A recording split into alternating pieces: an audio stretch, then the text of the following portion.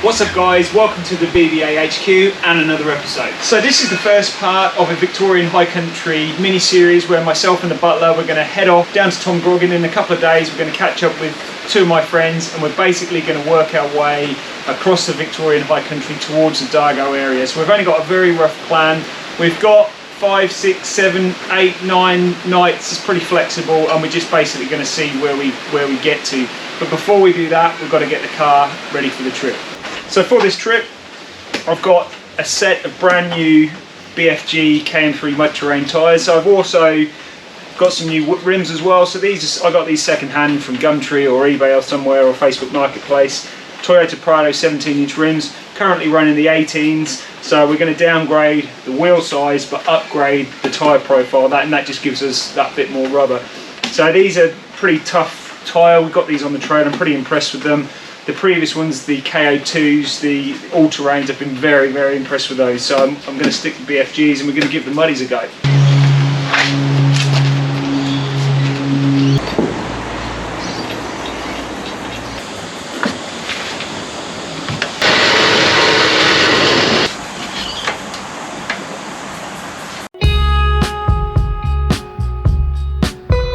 "12 seconds later." So we're at our first destination for our high country trip and we're at Tom Groggin in New South Wales, and there's flies absolutely everywhere. Yeah, in true form for Tom Groggin, we're swallowing flies. As the butler said, we're at Tom Groggin. This is the start of our trip. We're just waiting for our friends Si and Griff to arrive in their 110 Defender, and then tomorrow we're going to be heading that way, which is about half a k that way, across the Murray River into Victoria and up the Pinnibar track.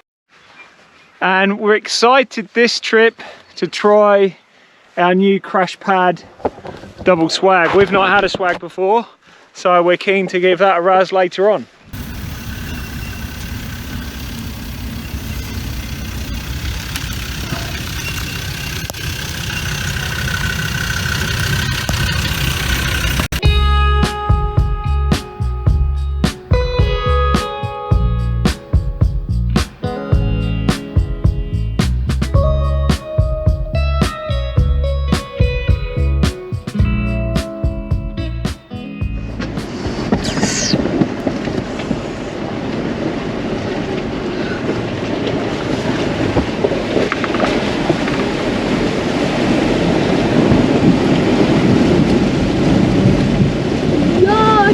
Touch the water.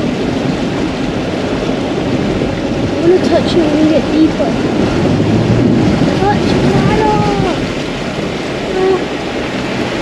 Don't touch the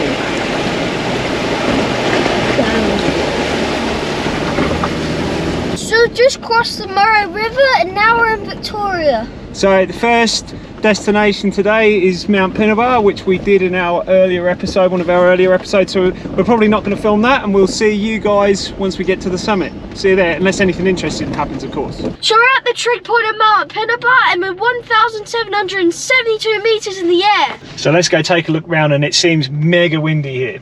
So hold on to your horses. Oh, I can't even push the door.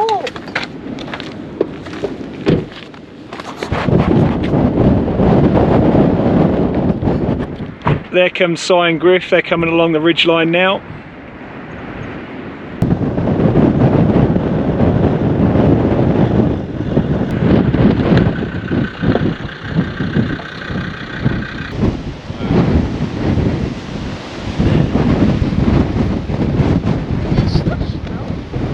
There's Griff.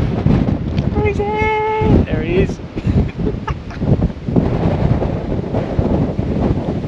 Mega windy up here, freezing. I think we'll go somewhere else for lunch, I reckon.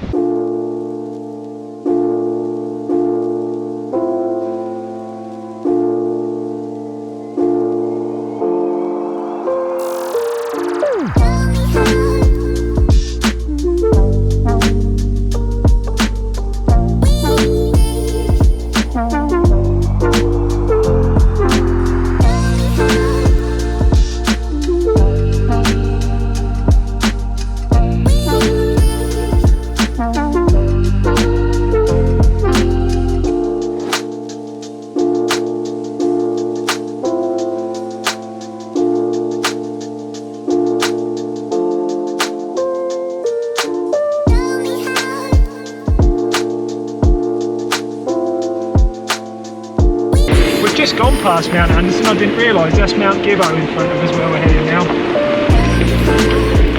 Helicopter on the top, pretty quickly. That's Mt Gibbo.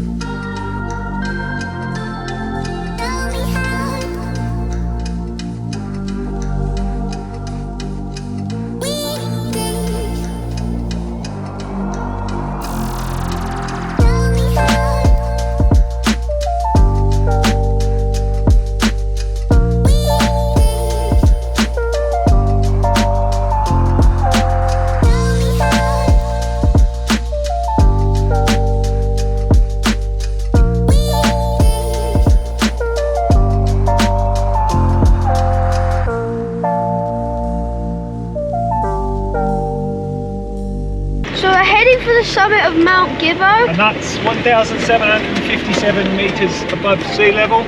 We're just behind the Defender at the moment, and you can see the summit is just up there. So that hill there where that track's going to is Mt Gibbo.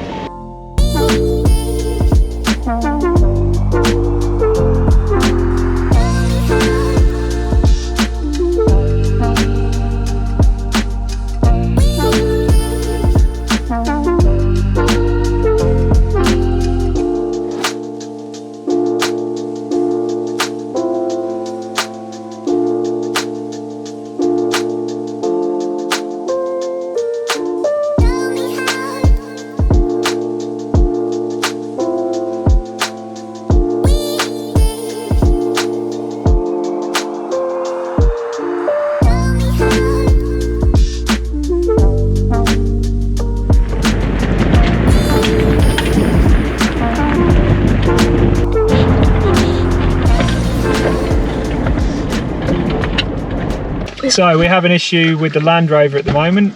An engine warning light came on, we've pulled over, now there's no acceleration. So let's have a look into that.